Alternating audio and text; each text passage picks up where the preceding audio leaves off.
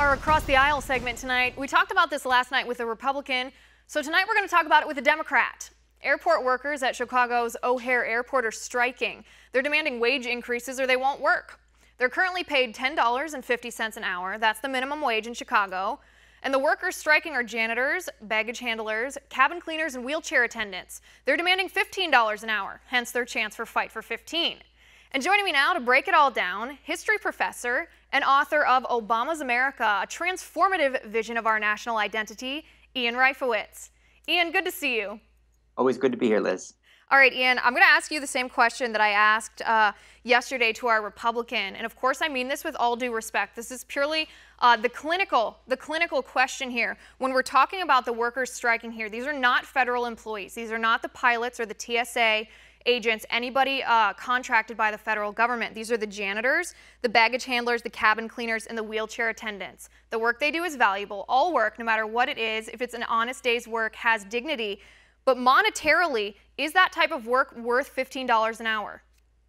It's a tough question, and it's a complicated issue. I have to say, I really looked to see whether they were demanding $15 an hour today or whether they were demanding it in stages over a number of years, which is how we've seen a number of states and localities raise the minimum wage. And I didn't get an answer, and maybe that's just a smart tactic on their part, saying we want $15 an hour rather than say we want $15 an hour in the year 2020. So I can't tell you that for sure. Look, I think at the end of the day, there's a minimum wage that's too high to support, whether it's $25 an hour, $30 an hour. There is a number. I don't know that it's 15. I don't know exactly where it is. I think we have to start with a sort of a moral question, which is, what are we saying as a society if a person works 40 hours a week and is still in poverty? Right. Now, I think we can all agree that that's something that we've got to figure out how to deal with. And there is no easy answer. And I don't think either side has all the answers to it. No, I don't. I agree with you, actually. Yeah. So, I mean, there are a lot of ways to look at it. I think from an economic perspective, I think one of the pluses of a minimum wage hike to a certain, to a reasonable level is that those workers are also consumers. And those consumers then buy products which produce profits for businesses who then have the ability to support a higher wage. That goes back to Henry Ford, who gave his workers a raise to, I think it was $5 a day so that they could then afford the How times have changed. Look at how our economy grows. But I guess in that same sphere, on the different side of that same argument is, if you do raise the minimum wage not by economic growth but by fiat here, then that also generally results in the cost of consumer products being raised. Because when companies, particularly small companies, not necessarily corporations, when they're forced to pay a higher wage than they feel they can afford, whether or not it's actual affordability or the level of profit they'd like to make, they then raise the prices of their products. So those same people who are now being paid more also have to pay more for their products. So that cycle has to be taken into account too, I think. Absolutely. I think one of the biggest things we've seen in this country over the last 50, 60 years, I guess I can't say the 50s were 50 years ago anymore, showing my age.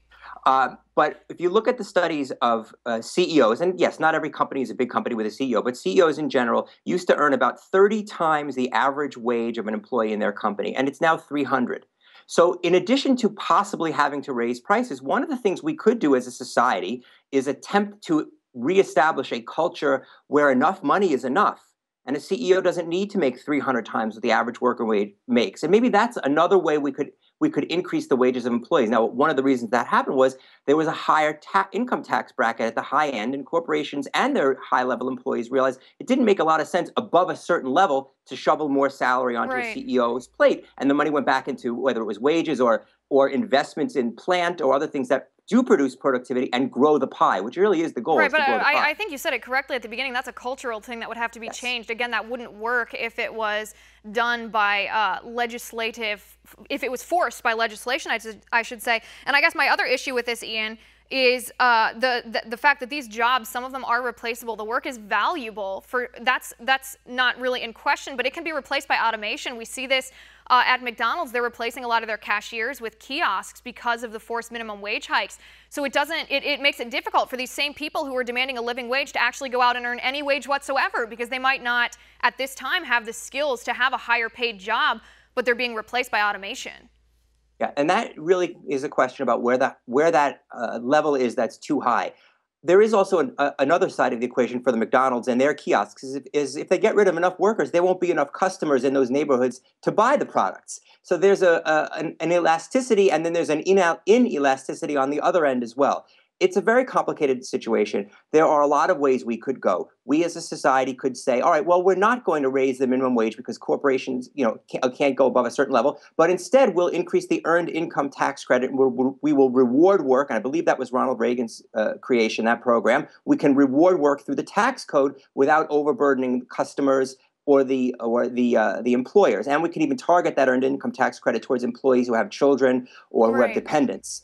That's another way to go, and President Obama did push for that, and the Republican Congress rejected it out of hand over the last few years. I think that's another option we could consider that would prevent us from going too high on the minimum wage. And I think that's why we have different policies in different cities. I mean, the states are supposed to be laboratories of democracy. We should really be competing state by state, city by city to try these different things and see what the results are, and maybe even put politics aside, put partisanship aside, and objectively say what happens when minimum wage is raised or whether it's not raised. What happens when you increase the earned income tax credit? What happens when you lower taxes on everybody and people have more money to invest themselves? And see what the result of each thing is before we get into all the partisan bickering that we always see. Ian, we are out of time, unfortunately, but thanks for talking about this with me. I always appreciate it.